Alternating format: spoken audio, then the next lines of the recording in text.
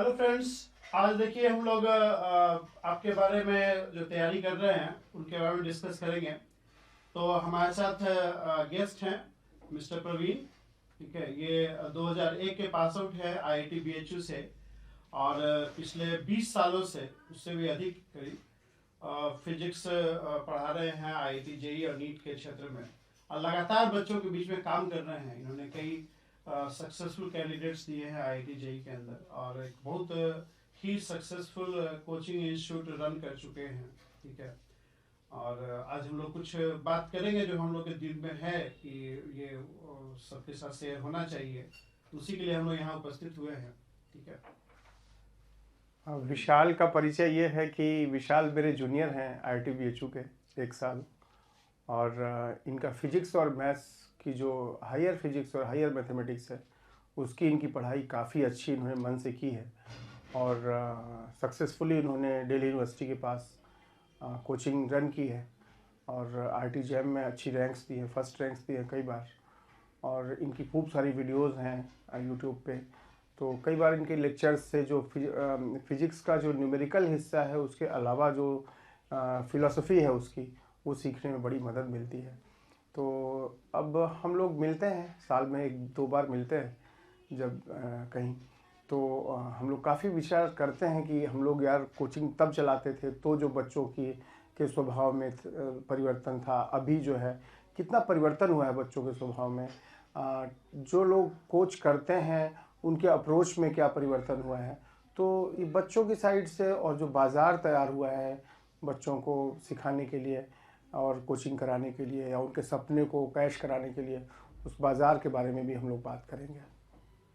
तो मैं शुरुआत करूंगा विशाल सर से प्रश्न की ही। गेस्ट तो मैं इनका ज़रूर हूं, लेकिन इस फोरम पे यही गेस्ट रहेंगे और बातचीत मैं करता हूं एक इनसे। लेकिन प्रवीण जी आपसे हम कुछ जानना चाहेंगे कि आपने जेई और नीट में काफ़ी साल वर्क किया है और करीब 2001 से ही आप पढ़ा रहे हैं, पहले गोरखपुर में अभी बनारस में। तो क्या आपको चेंज देखने को मिला है? जो पहले बच्चे आते थे या अभी आते हैं, या जो पहले टीचर पढ़ाते थे और अभी जो पढ़ा रहे हैं, थोड़ा सा डिटेल में बताइए कि क्या आपको परिवर्तन दिख रहा है पिछले 20 सालों में, कैसे चीज़ें बदल गई है और जो बदली है वो अच्छे के लिए बदली है या उससे बुरा इम्पैक्ट पड़ रहा है, इसका भी थोड़ा एक बार ब्रीफली बताइए कुछ अपना एक्सपीरियंस। देखिए विशाल, ऐसा है ना, थोड़ा सा इस प्रश्न को हम और पीछे ले जाएंगे। आपके प्रश्न को, बहुत ही सिग्निफिकेंट क्वेश्चन है और इसको थोड़ा पीछे ये ले जाएंगे कि मनुष्य का समाज जब हम अपने समाज से ही सीखते थे, खेती बाड़ी, घर के काम, बीमारियां, जीवन के सारे अनुभव, तो वो हम समाज से ही सीखते थे। एक अलग से कोई ज्ञान का केंद्र नहीं था। ज्ञान जो है समाज में ही गुम्फित था, आपस में एक दूसरे से वो सब हम कर करके सीखते थे। श्रम और ज्ञान अलग नहीं था। फिर स्कूल की एक व्यवस्था आई जिसमें कि भाई ठीक है, तुम्हारा ज्ञान अलग हो गया और श्रम अलग हो गया। पहले के गुरुकुल में भी ज्ञान और श्रम अलग नहीं थे। बच्चे जो है लकड़ियाँ बीन के ले आते थे, श्रम की भागीदारी उनकी रहती थी। लेकिन धीरे धीरे हमने बच्चों को श्रम से अलग कर दिया कि नहीं, तुम ऐसे बैठो, स्कूल में जा कर के 8 घंटे 6 घंटे बैठो, घर पे 6 घंटे बैठो और तुम कुछ ज्ञान हासिल करो और फिर हम उस ज्ञान को फिर उस ज्ञान का आगे कुछ बाजार में उपयोग होगा या कहीं ऐसा उपयोग होगा। लेकिन चलिए ठीक है, स्कूलों की अपनी कमियां थी। यशपाल कमेटी की रिपोर्ट आई, बहुत सारे सजेशंस आए। जेपी नाइक करके एक शिक्षाविद हुआ करते थे, उनके बारे में कई सारी बातें कही गई, खूब सारी रिपोर्ट्स आई कि इवन आज़ाद भारत में 1966 में पहली बार शिक्षा आयोग बना, आज़ादी के करीब करीब 20 साल बाद। तो पहली बार गवर्नमेंट को सुध आई कि हाँ, हमारे बच्चे कैसे पढ़ेंगे। तो 1966 में पहला शिक्षा आयोग बना, कोठारी आयोग जिसको बोलते हैं। तो कई सारी सिफारिशें यशपाल ने की थी और अभी जो एनसीईआरटी के थे कृष्ण कुमार जी, अनिल सदगोपाल जी, बहुत सारे लोगों ने बातें की गवर्नमेंट से कि भाई स्कूलों का स्तर सुधारिए। लेकिन गवर्नमेंट ने सुना नहीं, कुछ सुनती नहीं गवर्नमेंट। तो स्कूलों की अपनी कमियां थी, लेकिन स्कूल बच्चों के लिए एक ज़रूरी चीज़ मानी जाती थी, क्योंकि वहाँ पे एक ग्रुप मिल जाता था बच्चों को, एक समूह मिलता था जिसमें वो सीखते थे, एक हम उम्र लोग एक साथ रहते थे। तो बजाय इस चीज़ के कि स्कूलों में कमियां थीं और बहुत औसत दर्जे के टीचर वहाँ मौजूद रहते थे, फिर भी बच्चे वहाँ उतना मिलिटेंसी नहीं थी, वहाँ भी थोड़ी डेमोक्रेसी थी कि हाँ ठीक है, बच्चों से फिर टीचर का प्यार है, बच्चे थोड़ी आज़ादी से हैं और मिलिटेंसी वाली चीज़ कम थी। लेकिन धीरे धीरे बाज़ार ने इस पूरे चीज़ को, जो इंडस्ट्रीज़ का जो नियम है उसको, पूरा मैनेजमेंट के लोगों ने मिल करके इस पूरी चीज़ को इतना मिलिटराइज कर दिया, इतना मिलिटेंसी बढ़ा दी कि डेमोक्रेसी बच्चों की एकदम ख़त्म हो गई है। पहले मैं स्कूलों की बड़ी इज्जत करता था, शायद उनके इंफ्रास्ट्रक्चर से या कैसे, लेकिन मुझे बाद में जब मैंने कई सारे स्कूल के चलाने वाले लोगों से, उनके कोऑर्डिनेटर, उनके चेयरमैन, उनके टीचर्स, प्रिंसिपल, सबसे मैंने बात किया तो धीरे धीरे मुझे लगने लगा कि एक रैकेट है, गिरोह जैसा है, जो कि सर्टिफिकेट बांटने का काम कर रहा है, जो कि सर्टिफिकेट बांट रहा है, ज्ञान नहीं, जो कि काम नहीं सिखा रहा है, वो जॉब दिलाने की बात कर रहा है। तो ना ही कोई स्किल सिखा पा रहा है, ना ही कोई वैल्यू क्रिएट कर पा रहा है। आप स्किल ही सिखा दीजिए या वैल्यू ही क्रिएट कर दीजिए, आप दोनों जगह वो फिसड्डी हैं। तो स्कूल की कुछ कमियां ज़रूर रहीं, लेकिन बाज़ार ने इस कमी को सरकार ने सुना नहीं और समाज इस चीज़ के लिए तैयार नहीं था। समाज अपनी हर ज़रूरत के लिए सरकार और बाज़ार पर निर्भर हो जाता है। अगर समाज अच्छी व्यवस्था नहीं बना सकता है तो फिर समाज निर्भर होता है बाज़ार पे और सरकार पे कि आप हमारी शिक्षा व्यवस्था को दुरुस्त कीजिए, आप हमारी पानी की व्यवस्था को दुरुस्त कीजिए। गांव-गांव में तालाब थे, लेकिन तालाबों को हटा दिया गया, अब गांव-गांव में टैंकर से पानी जा रहा है। तो समाज जो है ना, जब अपने पानी का ख्याल नहीं रखेगा, अपने बच्चों का ख्याल नहीं रखेगा, तो सरकार तो वहाँ पे दारू के ठेके खोलेगी ही, सरकार तो वहाँ पे खटारा प्राइमरी स्कूल खोलेगी ही। तो सरकार को तो स्केलेबल करना है, खूब बड़ा करना है चीज़ों को और हर आदमी तक पहुँचाना है, एक स्ट्रक्चर, एक ढांचा पहुँचाना है, भले वो चीज़ वहाँ पहुँचे चाहे ना पहुँचे। तो सरकार तो वो चीज़ कर नहीं पाई, लेकिन बाज़ार ने उसको कैश किया। बाज़ार में नए नए लोग आने लगे, खूब कोचिंग्स आने लगी, हम लोगों ने भी किया है एडवर्टीजमेंट्स, जिसमें कि लुभावने एडवर्टीजमेंट्स करते थे। मैंने अपने आप को अलग किया 2018 में कोचिंग फील्ड से। मुझे 2017 के करीब लगने लगा कि ये मैं क्राइम जैसा काम कर रहा हूँ। जिन बच्चों को एक सब्जी खरीदने भर की भी मैथ्स नहीं आती थी, वो बच्चे भी बाद में प्रिपरेशन करने आने लगे। तो शुरू में जिन बच्चों की थोड़ी योग्यता होती थी वही आईआईटी पीएमटी की तरफ आते थे, लेकिन बाद में जो प्राइवेट कॉलेजेस खुले भूजे की तरह से, तो उसकी वजह और उनके फिर दलाल पैदा हुए और इवन कोचिंग वाले लोग, कई सारे टीचर्स भी उनके दलाल बने। तो ऐसी हालत में बच्चा जो है ना, एक कंज्यूमर बन के रह गया, एक कस्टमर बन गया आपका, अब सब्सक्रिप्शन करता है। तो बात वही है कि इस देश में पहले उस ज़माने में टीचर होते थे और एक बच्चा होता था, दोनों के आपस के कुछ सरोकार थे, दोनों बात करते थे, खुश रहते थे, दोनों की एक दूसरे की चीज़ें, कमज़ोरियाँ, खामियाँ मालूम रहती थी। लेकिन अभी ना अभी बस सब्सक्राइबर हो गया है, स्टूडेंट से सब्सक्राइबर हो गया है। ये 20 साल में बहुत बड़ा फ़र्क आया, वो एक नंबर हो गया है। और शुरू के साल में काम किए गए बच्चे अभी तक जुड़े हैं, अभी तक मिलने आते हैं, अभी तक मेरे फ़ोन में उनके कॉन्टैक्ट नंबर्स हैं। लेकिन बाद के कुछ सालों में बच्चों के कॉन्टैक्ट नंबर्स नहीं हैं। वो साल भर आपने उनके पास मेहनत की है, वो सिलेक्ट हुए, वो चले गए। उनको लगता था कि बाज़ार में आपने मेरा उपयोग किया, आपने मेरे रिजल्ट छापे। तो कहीं ना कहीं बाद में चीज़ें ज़्यादा व्यवहारिक तो नहीं कर सकते, ज़्यादा एक कठोर होती चली गई। आपने उनके लिए किया है, ये बात ग्रांटेड लेने लगे कि ठीक है, आप तो पढ़ा ही रहे हैं बाजार में, मुझको ना पढ़ाते दूसरे को पढ़ाते। टीचर एक सर्विस प्रोवाइडर की तरह ट्रीट होने यस यस यस, उसकी जो सत्ता थी, डिग्निटी थी, वो खत्म होने लगी, खत्म हो गई। और मतलब teacher is just like service provider. जैसे एयरटेल में हम लोग जाते हैं, चिल्लाते हैं कि भाई तूने ये सही से नहीं दिया सर्विस, उस टाइप का सर्विस। अच्छा, एक और चीज़ जो मुझे एक डिस्टर्बिंग ट्रेंड देखने को मिला है कि पहले स्कूल ठीक है, खामियां तो हर सिस्टम में होता है, हम लोग भी स्कूल में पढ़े हैं, लेकिन आज एक डिस्टर्बिंग ट्रेंड मुझे ये देखने को मिला है कि नॉन अटेंडिंग स्कूल का काफ़ी प्रचलन बढ़ गया है। बच्चे स्कूल जाते नहीं हैं, कोचिंग के साथ स्कूल का टाइप है और बच्चों को सिर्फ 12th का बोर्ड देना पड़ता है, बच्चे अपना तैयारी पर फोकस करते हैं। तो कहीं ना कहीं मुझे लगता है कि स्कूल का काम सिर्फ ज्ञान बांटने तक नहीं था।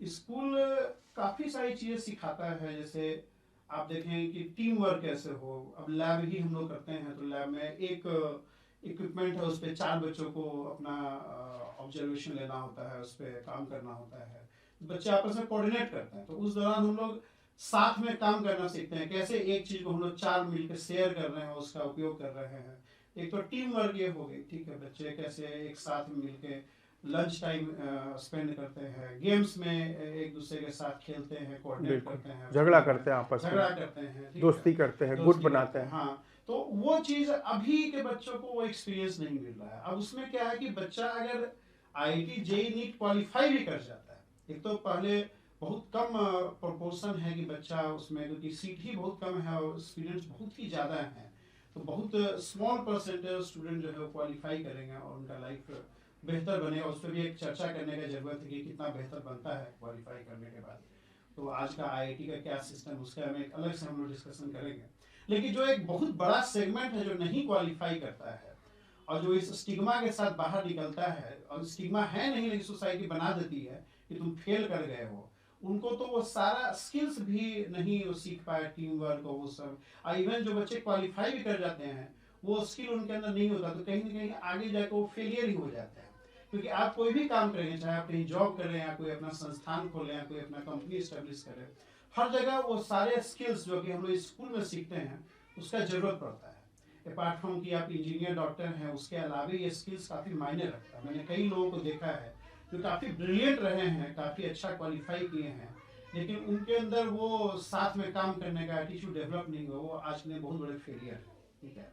तो ये नॉन अटेंडिंग का सिस्टम है जो कि हमारे हाथ में तो नहीं है इसको सही करना, लेकिन आई थिंक जो गवर्नमेंट है उसको इस पर ध्यान देना चाहिए, उसको तत्काल प्रभाव से उसको बैन कर देना चाहिए कि इस तरह के स्कूल्स की मान्यता रद्द की जाएगी। क्योंकि school is not just place to impart education, school is a place to groom the students, बच्चे ग्रूम होते हैं उसमें, तो वो काम नहीं हो रहा। मुझे याद है मैं आईआईटी बीएचयू में था 2002 तक, 98 से 2002 वाला बैच था, तो हमारे साथ कई बच्चे थे जो कि बिहार के बहुत गांव से आए थे, जो कि इतना उनका लैब वगैरह डेवलप नहीं था, तो उनका तो खैर कोई गलती नहीं था, उनके स्कूल में वो इक्विपमेंट्स ही नहीं थे, तो वो कभी लैब किए नहीं थे। हम लोग तो, मैं तो बहुत लकी रहा कि मैं काफ़ी अच्छे स्कूल से पढ़ा हूँ, ठीक है, लेकिन वो 3-4 बच्चे जो थे गाँव से पढ़ के आए थे, मुझे याद है केमिस्ट्री का लैब में वो ब्यूरेट और पिपेट नहीं चलाने जानते, तो पिपेट से जो खींचते थे तो उनका मुंह में ही केमिकल आ जाता था, तो बड़ा हंसी का पात्र बनते थे, ठीक है।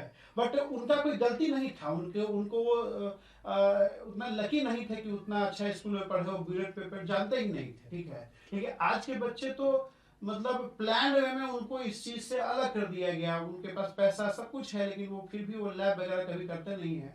अब भगवान मालिक वो आगे चल के कैसे इंजीनियरिंग में लैब करेंगे या कैसे रीडिंग लेंगे और कैसे एक अच्छे इंजीनियर बनेंगे, ठीक है। ये तो बहुत बड़ा एक सवाल है जिसपे अलग से चर्चा करेंगे हम लोग कि क्या क्या दिक्कत आता है, ठीक है। खैर, अब थोड़ा सा आते हैं इस पे कि जो अभी कोचिंग इंस्टीट्यूट में जिस तरह से पढ़ाया जा रहा है बच्चों को, जैसे फिजिक्स की बात कर लिया गया, तो मतलब बड़ा जल्दी में है सब, मतलब कि ये करना है, फटाफट करना है, ठीक रखना है, मतलब हमको समझ में नहीं आ रहा है कि इतना टफ तो एग्जाम नहीं है जितना हवा बना दिया गया है। IIT JEE is not so tough as it seems to be, मतलब जितना मार्केट में हमको लगता है ये मतलब जानबूझ के ऐसा एक हवा क्रिएट किया गया है ताकि गार्जियन लोग जो है वो मतलब घबरा के एडमिशन करवा दे कि अरे यार मेरा बच्चा नहीं क्वालिफाई कर पाएगा। अच्छा, गार्जियन को भी एक सलाह देने की जरूरत है कि पहले बच्चे का मूल्यांकन करना चाहिए 10th क्लास के बाद, उसका क्या इंटरेस्ट है, उसका इंटरेस्ट साइंस में है भी या नहीं है, इंजीनियरिंग करने में इंटरेस्ट है या नहीं है, उसके बाद ही बच्चों को तैयारी में झोंकना चाहिए, ठीक है। अब तैयारी में झोंक दिए सिर्फ इसलिए कि हम इंजीनियर नहीं बन पाए तो हम अपना ड्रीम जो है बच्चों से चेंज करवाए, ये मुझे लगता है ये सही नहीं है। मतलब कि अपना ड्रीम आप खुद चेंज कीजिए, बच्चा अपना ड्रीम चेंज करेगा, ठीक है, तो उसका परिणाम भी गलत हो जाता है कई बार। विशाल, यहाँ एक चीज़ बोलेंगे कि बाजार के हमले हमारे गांव में हमारे घरों तक घुस गए हैं। शाहरुख खान के ऊपर एक मुकदमा हुआ था जो बीच में एक आया था, अरिंदम चौधरी की जो कंपनी थी, जो स्कूल था, कॉलेज IIPM था, तो उसमें उसने बकिंघम यूनिवर्सिटी से अपना दिखाया था कुछ कि हम वहाँ से पास आउट हैं और कुछ कुछ हम आपको डिग्रीज देते हैं और एक इंटरनेशनल एक्सपोजर देते हैं। तो ये शाहरुख खान जो है ये वहाँ का ब्रांड एम्बेसडर था उसका, और इसने काफ़ी ऐड किया था। तो बेहूदगी ये है कि तुम तो एक एक्टर हो, ठीक है, जैसे भी हो, अच्छे या बुरे, और लेकिन तुमने जिस चीज़ का तुम्हें ज्ञान नहीं है, तुम उसके ब्रांड एम्बेसडर हो और तुम कह रहे हो कि आप ऐसा कीजिए, बाद में जब वो पकड़ा गया, जो करियर 360 का मैगजीन का जो डायरेक्टर है, एडिटर है, उसने उसको फिर पीछे पड़ा और उसके सब पता लगाया तो पाया बहुत बड़ा स्कैम है, ये बहुत बड़ा फ्रॉड है। तो उसने शाहरुख खान के ऊपर ही मुकदमा किया, इनको 4-5 दिन की जेल होती, लेकिन अब बड़े लोग हैं तो इन्होंने खैर शोषण किया कायदे से और हज़ारों बच्चों का भविष्य इन्होंने ख़राब किया है। तो दूसरी चीज़ कि बीच में हम लोग बात कर रहे थे कि ये अमिताभ बच्चन और शाहरुख खान से सावधान रहिए, और ये तीनों खान है और ये अमिताभ बच्चन है, ये बड़े फिगर हैं, ये स्वच्छ भारत पे भी खड़े रहेंगे और ये गार्जियन को विमल गुटखा बेच देंगे और रजनीगंधा बेच देंगे और कमला पसंद बेच देंगे और बेटे को बाइजू बेचेंगे और बेटे को वेदांतु बेचेंगे। तो आखिर कितनी समझ है अमिताभ बच्चन की और कितनी समझ है शाहरुख खान की शिक्षा की कि इन्होंने जिस तरह की फिल्में की हैं उसी से पता चल जाता है। इन सबों को तो मैं बॉलीवुड का निरहुआ बोलता हूँ कि ये सब जो है बॉलीवुड के निरहुआ है, लेकिन जनता के पास चूंकि ऑप्शन नहीं है तो जितने इडियोटिक लोग हैं, जितने बेहुदे किस्म के लोग हैं, उनके दिलों पे राज कर रहे हैं। अच्छा, तो अनकॉन्शियस में पहले घुस जाते हैं इमोशनल चीज़ों से या ऐसे करके, फिर ये शिक्षा की चीज़ें बेच रहे हैं। तो ये जो ना गार्जियन की गलती क्या है कि गार्जियन तो है ही नहीं, गार्जियन तो अपना देख रहा है कि संघर्ष बहुत है जीवन में, उसके सामने मोहल्ले में एक एग्जाम्पल है कि उनका बेटा आईआईटी से कर गया तो उनके रुतबे बड़े हैं, वो कनाडा चले गए या वो अमेरिका चला गया बेटा और शादी में इतना पैसा मिला या उसका करियर सिक्योर्ड है। गार्जियन तो क्षुद्र बातों में या ज़रूरी बातों में इन्वॉल्व है, लेकिन वहाँ जो धक्का, जो एक तो समाज की इनसिक्योरिटी है और दूसरी जो ये धक्का, ये बॉलीवुड के जो स्टूपिड है, ये इडियट लोग, ये जो धक्का लगा देते हैं सिर्फ पैसे के लिए, इनको पैसा फेंको और किसी चीज़ का एडवर्टीजमेंट करा लो, तो ये जो है ना किसी का भी एडवर्टीजमेंट कर देंगे और आप वो सब्सक्रिप्शन ले लेंगे। तो इसमें ये खामी है। बजाय इसके हमें कुछ लोगों को पढ़ना लिखना चाहिए। अनिल सदगोपाल है, कृष्ण कुमार हैं, प्रोफेसर यशपाल है, उनकी बातें जब सुनेंगे समझेंगे कि बच्चा कोई एक मशीन नहीं है, बच्चा एक बीज है जो वृक्ष बन सकता है, और किस चीज़ का वृक्ष बनेगा ये पता नहीं है, ये तो समय के साथ पता चलेगा। बल्कि कहा यह जाता है कि जितने अच्छे साइकोलॉजिस्ट हैं, साइको एनालिस्ट हैं, उनको आप प्राइमरी एजुकेशन में लगाइए ताकि वो बता सकें कि बच्चा क्या हो सकता है। एक केजी मेनन करके हैं, वो बहुत बड़े डिज़ाइनर हैं इंडिया के, तो एक मैगजीन में मैं उनका इंटरव्यू पढ़ रहा था कि उन्होंने कहा कि हम लोग तो बच्चों को 8-10 साल तक सिर्फ ऑब्जर्व करते हैं कि, और कैमरा लगा देते हैं उस जगह पे, और एक एक बच्चे की कई कई घंटों की 20-20, 30-30 घंटे की वीडियो बनती है कि इसकी इंक्लिनेशंस क्या क्या है, जब ये आज़ाद रहता है तब ये क्या करता है, तो धीरे धीरे कुछ हम अनुमान लगा पाते हैं कि इसको कैसा इकोसिस्टम चाहिए।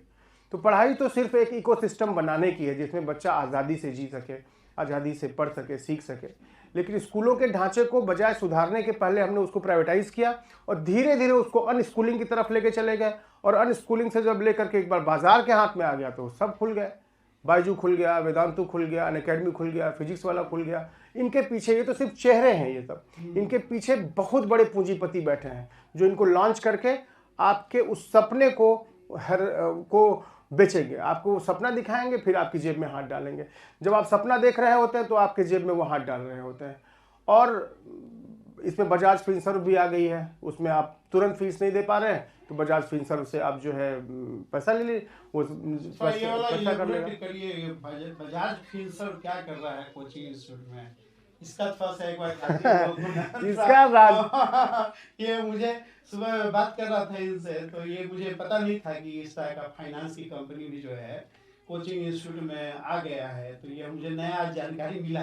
ठीक है, तो अभी हम लोग सोचे कि चलो स्टूडियो में चल के थोड़ा डिस्कशन किया जाए, और बाकी जो गार्जियन हैं, अभी तो आज का तो एपिसोड मेनली गार्जियन पे ही सेंट्रिक है। आगे हम लोग इस एपिसोड को आगे बढ़ाएंगे अलग अलग एडिशंस में, और कुछ जनरल फिजिक्स की भी बातें करेंगे, ऐसा नहीं कि सिर्फ हम लोग क्रिटिसाइज करेंगे। ठीक है, मतलब ये तो है ही जो हम लोग, मुझे लगता है कि ये लोगों को पता होना चाहिए। ठीक है, वो तो बात करेंगे ही, और आगे हम लोग आगे चलेंगे तो आगे फिजिक्स का ही बात करेंगे अलग अलग एडिशंस में हम लोग। ठीक है, जो पहला एडिशन है फिर जनरल इंट्रोडक्शन हो रहा है, तो थोड़ा बजाज फिनसर्व हमें बताइए कि क्या कोचिंग इंस्टीट्यूट से क्या इसका वास्ता है और क्या काम कर रहा है इसमें। देखिए, पहले ना टीचर का क्या हाल था कि हम लोग के पास बच्चे आते थे, मैं इस बात का दावा कर रहा हूँ कि 17 साल में मैंने हज़ारों बच्चों को फ्री में पढ़ाया है, और कई बच्चों के एजुकेशन के लोन का मैं गारंटर रहा हूँ, उनके साथ में उनके घर जाता था, उनकी मुश्किलों में जाता। लेकिन अब वो चीज़ नहीं है, अब क्लासरूम से एक व्यक्तित्व तक सीमित हो गया। तो ये बनियों की साठगांठ है, बनियों की तिजोरी से साठगांठ है कि ठीक है, गार्जियन आता है फला XYZ इंस्टीट्यूट में, तो बोलता है कि भाई ठीक है, तुम जो है ये पकड़ो, फीस 40,000 रुपये फीस पकड़ो, 60,000 में बाद में दे दूंगा, टोटल फीस 1 लाख है। तो वहीं बगल में बजाज फिंसर्व का स्टॉल लगा होता है। तो कोचिंग में जो पैसा वसूलने वाले लोग होते हैं एडमिशन के वक्त, जो दलाल, जो रिसेप्शनिस्ट और लग्जरी सोफे में बैठे हुए लोग, वो पूरा आभा मंडल के लोगों का बस यही होता है कैसे ज़्यादा से ज़्यादा पैसा निकालो। बगल में पोस्टर चिपका रहेंगे सिलेक्शंस की, तो वो उंगली दिखा देंगे कि वो देखो बजाज फिंसर्व का स्टॉल लगा है, ज़रा वहाँ जाओ। तो बजाज फिंसर्व क्या करेगा कि वो आपको बोलेगा कि भाई ठीक है 60,000 रुपये आप देना है, आप तुरंत अभी पेमेंट कर दीजिए और 0% इंटरेस्ट पे आपको हम तुरंत ब्याज दे देते हैं, और बस अपना आधार कार्ड दे दीजिए, सिग्नेचर कर दीजिए। अब आप वहाँ पे सिग्नेचर कर देंगे, आधार कार्ड दे देंगे, बच्चे का पूरा फीस जमा हो गया, 10% पैसा उसका बजाज फिंसर्व को मिल गया। अब क्या होगा कि इसमें ये लोग क्या करेंगे कि अब आपको गांव पे जब आप अपने लौटेंगे तो वापस एक कंपनी आपके पीछे पड़ना शुरू करेगी, पैसा दो। यही हाल गांव में बंधन बैंक का है, उत्कर्ष बैंक का है। तो एक तरह से ना शिक्षा, जो आप अगर कुछ चाहते हैं, जो ही आप कुछ चाहते हैं तो आप बाजार के कुछ लोगों के गुलाम बन जाते हैं। आप मूवी देखना चाहते हैं, वहाँ मूवीज़ अलग अलग तरह की आ गई। आप पढ़ना चाहते हैं, वहाँ बैंक आपको लोन देने आ गया, वहाँ ये लोग आ गए। किताबों को पढ़ने की संस्कृति खत्म हो चुकी है, सिर्फ और सिर्फ यूट्यूब हाथ में रह गया है। निश्चित ही यूट्यूब फ़ायदेमंद है, खूब सारे लोगों का चीज़ें हम देखते हैं, लेकिन उसका जो उसके पीछे जो एडवर्टीजमेंट है और मदारीपना है, टीचर जो है ना वो मदारी हो गया और उन मदारियों को फाइनेंस कर दिया पीछे बैठे हुए बनियों ने। तो एक कविता मैंने लिखी थी कि जो स्कूल का जो कुछ लोगों ने मिलकर स्कूल खोला, जो पहले कहीं चूरन बेचता था वो वहाँ का मैनेजर हो गया, जो वहाँ पे क्या बोलते हैं पार्किंग वाला था वो वहाँ पे प्रिंसिपल हो गया। ऐसे करके उनकी मानसिकता नहीं बदली, केवल चेहरे बदल गए। तो अभी मुझे ऐसा लगता है ना कि कुछ नए विकल्प सामने आने चाहिए। जैसे मैंने एक स्कूल शुरू किया है, छोटा सा स्कूल शुरू किया है। हम बच्चों से ना पैसा लेते हैं ना सर्टिफिकेट देते हैं। सर्टिफिकेट से मेरा कोई भरोसा नहीं है, मेरा भरोसा करियर में भी नहीं है, मेरा टोटल भरोसा जीवन में है। आप आइए, वहाँ रहिए 15 दिन, 20 दिन, 15 घंटे, 20 घंटे, बिना यूनिफॉर्म के आओ। आप किसी भी एज के बच्चे हों, आप आइए। 80,000 किताबों की हम लोगों ने लाइब्रेरी तैयार की है बनारस में, गंगा के तट पे। और वहाँ पे आप थिएटर, सिनेमा, गाने, मंत्र, पेड़ पौधे, नाइट वॉचिंग, आकाश दर्शन, आप सब कुछ कर सकते हैं। जीवन तो कण कण में विज्ञान है, कण कण में भगवान है। आप जहाँ से देखना शुरू कीजिए वहीं से चीज़ें दिखनी शुरू हो जाती हैं। तो शिक्षा कोई किताबों में कैद या यूट्यूब पे स्क्रीन पे कोई मदारी उसके हाथ में गुलाम नहीं है। शिक्षा तो हर जगह बिखरी पड़ी है, बस हमें वो चीज़ को लिंक करने की और चीज़ों को समझने की ज़रूरत है। यूट्यूब अपने आप में एक बहुत बड़ा अवसर है, टेक्नोलॉजी ने अवसर दिया है, सुपर कंप्यूटर आपके हाथ में पकड़ा दिया है, आप सारी चीज़ें देख सकते हैं, जान सकते हैं। तो मुझे लगता है ना कि साइंस की और जो यूपी बिहार में धक्का पहुंचा है नीट का और आईटी का, जो एक हवा चल गई है, उसमें बहुत बड़ा हाथ इन न्यूज़पेपर्स का है। न्यूज़पेपर्स पे फुल पेज एडवर्टीजमेंट जाते हैं, गार्जियन देखता है, थ्रिल महसूस करता है कि जो फोटो छपी है फर्स्ट रैंक, ये इसमें मेरा बेटा होगा, और ऐसा करके भेजता है। और मैं देख रहा हूँ कि क्योंकि सिलेबस समझ में नहीं आता है, 70-80% बिल्कुल लड़के आवारे हो जाते हैं, पढ़ते ही नहीं है, कुछ जानते ही नहीं है। 80% तो बिल्कुल पढ़ाई लिखाई से उनका लेना देना नहीं है, सिर्फ क्लास में आते हैं जाते हैं, जिसका फ़ायदा कोचिंग वाले उठाते हैं कायदे से। तो स्कूलों को हमने सुधारा नहीं, कोचिंगों के हाथ में दे दिया, और कोचिंग जो है पूंजीपतियों के हाथ में है। तो कुछ ना कुछ हम ऐसा कर सकते हैं। 20% लोग जो पढ़ना चाहते हैं उसमें 10% मूर्ख है, उनका दिमाग ही नहीं चल रहा है। तो 10% लोगों के बीच की लड़ाई होती है, लेकिन जो 90% लोग जो बाजार में शोषित होते हैं, इनका बहुत बड़ा कारोबार है, कई हज़ार करोड़ का कारोबार है। तो मैं यही कहूँगा कि बच्चे की क्षमता, बच्चे को बीज मानिए, और क्या क्या हो सकता है वो देखिए, खोजिए।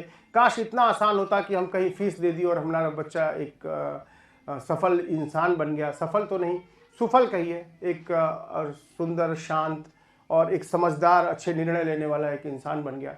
कि काश कि हम पैसे से खरीद सकते, और काश की ऐसी कोई एजेंसी होती। चलिए, तो हम लोग I think we should end with this, क्योंकि वीडियो बहुत लंबा हो जाएगा। इसको अलग अलग कड़ी में हम लोग करेंगे, ठीक है। ये तो काफ़ी सारा चीज़ है जो बहुत बात करना है हम लोग को, लेकिन इसको लंबा नहीं करके इसको आज इंट्रोडक्टरी वीडियो है और पहला वीडियो है इस सेगमेंट का, तो यहीं पर हम लोग ख़त्म करते हैं। और फिर आएंगे, हम लोग कोशिश करेंगे कि सप्ताह में एक बार हम लोग ऐसे फिजिकली तो मिलना मुश्किल है, लेकिन मैं दिल्ली में रहता हूँ, ये बनारस रहते हैं, लेकिन आजकल टेक्नोलॉजी का हम लोग यूज कर सकते हैं, और लोग स्काइप या किसी चीज़ के थ्रू हम लोग इकट्ठा होकर बातचीत कर सकते हैं। और हम लोग सवाल भी इसको हम लोग यूट्यूब पे डालेंगे। हाँ। और कोई क्वेरी हो तो we are very happy to answer those queries. Guardians की कोई क्वेरी हो, बच्चों की कोई क्वेरी हो, तो आप हमेशा ही जिस भी जहाँ पे भी देख रहे हैं उसमें कमेंट पुट करने का ऑप्शन होगा। यूट्यूब में भी कमेंट पुट कर सकते हैं, ठीक है। खराब लगे तो उसको भी पुट कीजिए, हम लोग कभी डिलीट नहीं करेंगे कि भाई अगर हम लोग कहीं गलत हैं तो उसको बोलिए, ठीक है। आप गाली भी दे सकते हैं, कोई इशू नहीं है, ठीक है। वी वोंट माइंड है, ठीक है।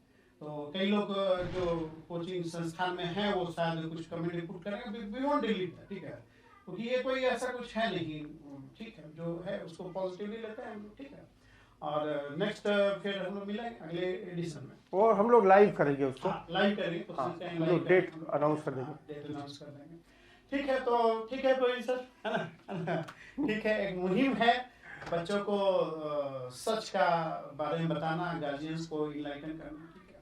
और फिजिक्स का ही बात करेंगे, मतलब बच्चे भी माइंड। हाँ, फिजिक्स में हम लोग एक सीरीज चलाएंगे। दरअसल हम दोनों लोग की कैपेबिलिटीज अलग अलग है, बिल्कुल अलग हैं। तो कुछ जिस दायरे में मैं काम किया हूँ वो मेरा अपना एक्सपर्टीज़ है, और जिस दायरे में विशाल ने काम किया वो उनकी एक्सपर्टीज़ है। मैंने IIT JEE के लिए काम किया, विशाल ने IIT JAM के लिए काम किया है। अभी IIT JEE के लिए विशाल डेली लेक्चर्स बनाते भी हैं।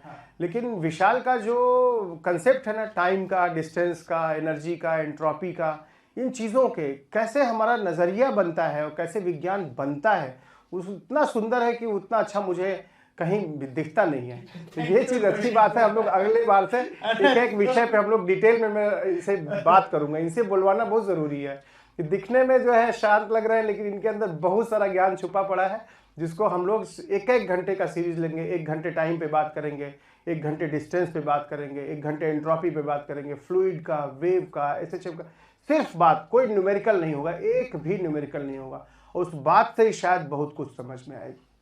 फिजिक्स को जीना है, मतलब उसको मतलब बंधना नहीं है उसमें, ठीक है। ठीक है, थैंक यू वेरी मच, है ना प्रवीण जी, है ना। और इसको आगे कंटिन्यू करेंगे। Okay, thank you very much.